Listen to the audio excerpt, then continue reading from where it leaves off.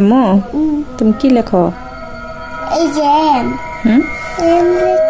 M M এই যে এটা এম ও এম লেখো একবার দেখি।